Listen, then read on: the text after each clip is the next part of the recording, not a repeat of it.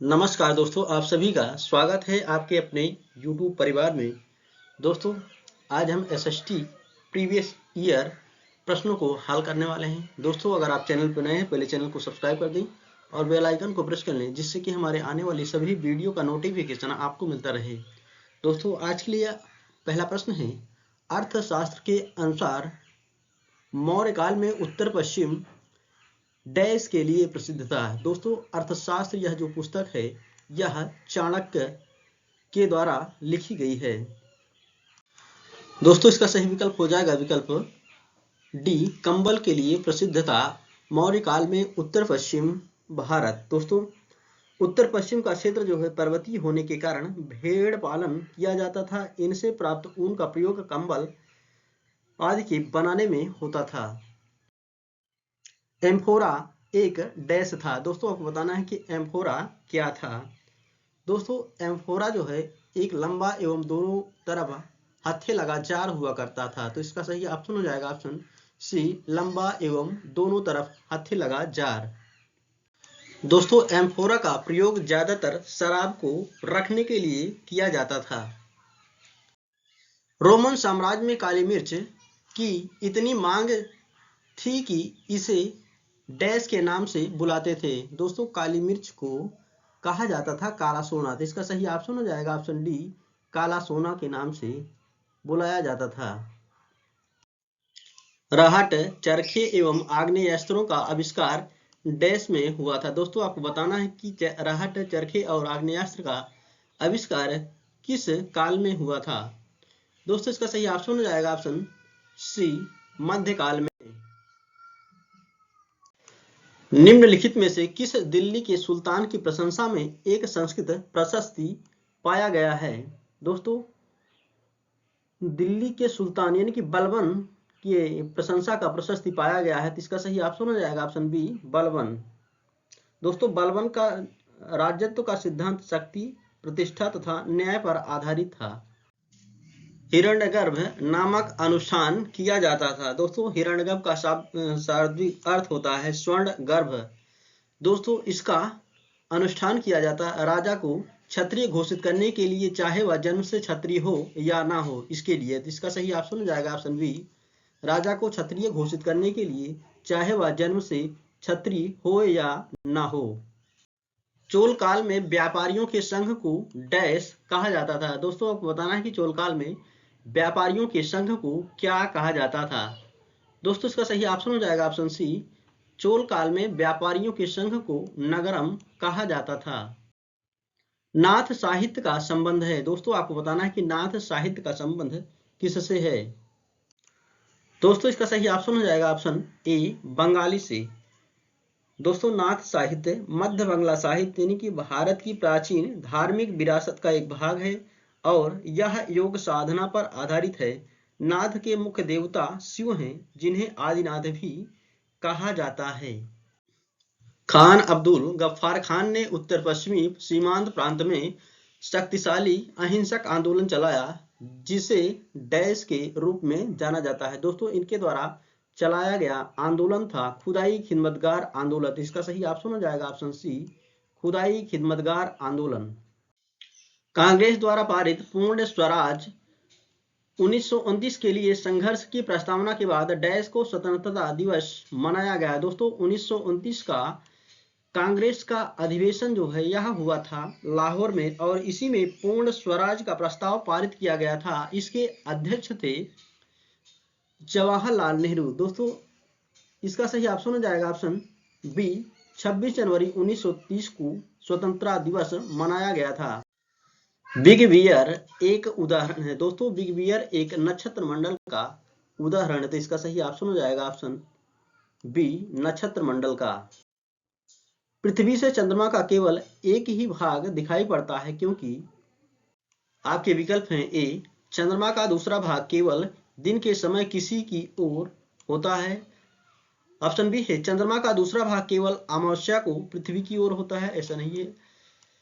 Option C है, चंद्रमा को पृथ्वी के चारों ओर चक्कर लगाने में तथा अपने अक्ष पर घूमने में समान समय लगता है। तो इसका सही ऑप्शन हो जाएगा दोस्तों ऑप्शन सी, पृथ्वी से चंद्रमा का केवल एक ही भाग दिखाई देता है, क्योंकि चंद्रमा को पृथ्वी के चारों ओर चक्कर लगाने में तथा अपने अक्ष पर घूमने में लगभग समान समय लगता है।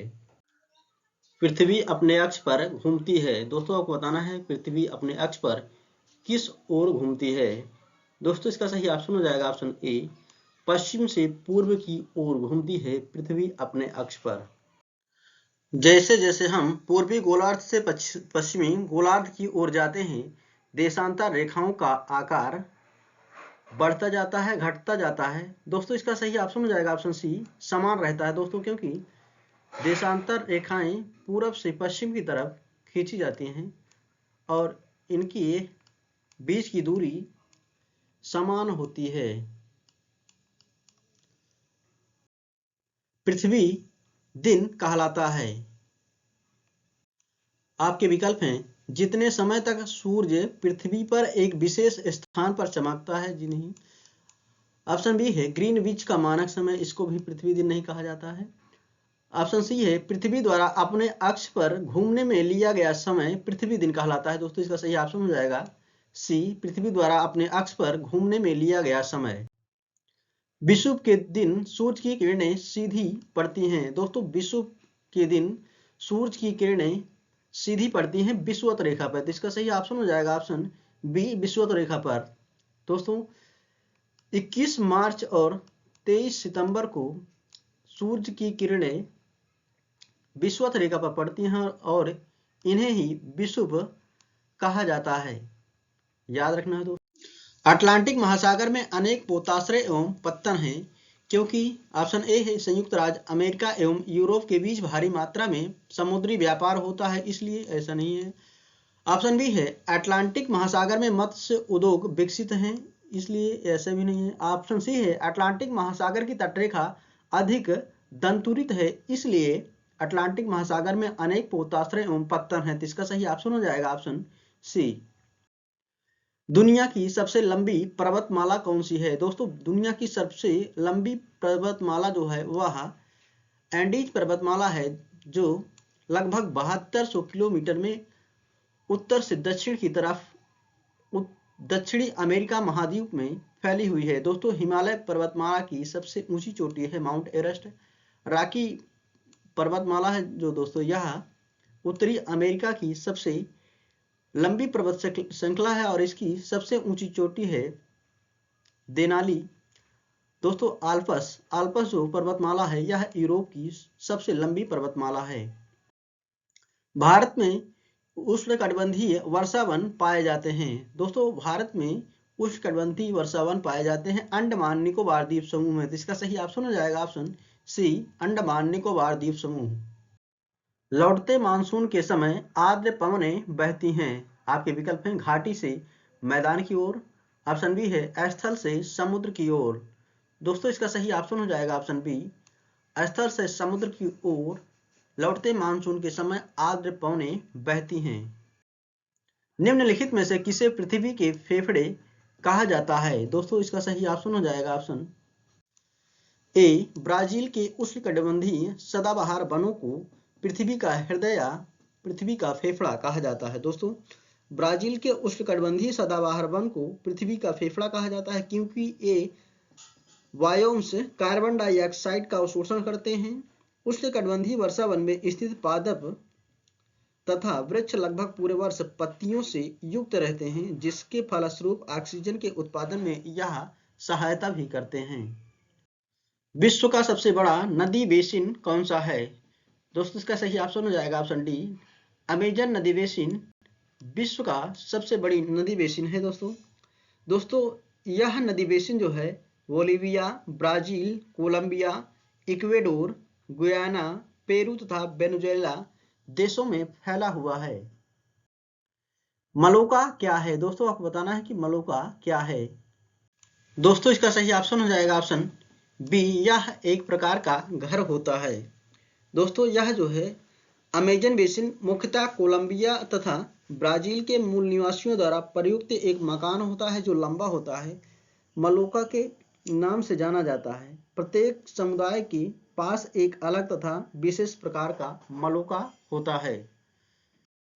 संसाधनों का सतर्कता पूर्वक उपयोग करना तथा उन्हें नवीकरण के लिए समय देना डैश कहलाता है। दोस्तों इसका सही ऑप्शन हो जाएगा ऑप्शन ए, संसाधन संरक्षण। रक्षक मेखला डैश की एक विधि है। दोस्तों रक्षक मेखला जो है मृदा संरक्षण की एक विधि है, तो इसका सही ऑप्शन हो जाएगा ऑप्शन डी, मृदा संरक्षण की। दोस्तों रक्षक मेखला मृदा अपरदन को रोकने की एक विधि है जिसमें खेत के चारों तरफ एक या दो पंक्तियों में झाड़ियों या वृक्षों को लगाया जाता है। इस विधि से वायु की तीव्रता जो है घट जाती है तथा मृदा की ऊपरी सतह को हानि कम से कम पहुंचती है। मध्य प्रदेश में स्थित भीमबेट का एक पुरा स्थल है। दोस्तों यह एक पूरा पाषाणिक स्थल है, तो इसका सही ऑप्शन हो जाएगा ऑप्शन ए, पूरा पाषाणिक। ऋग्वेद काल में कौन से 3 देवता खासकर प्रमुख थे?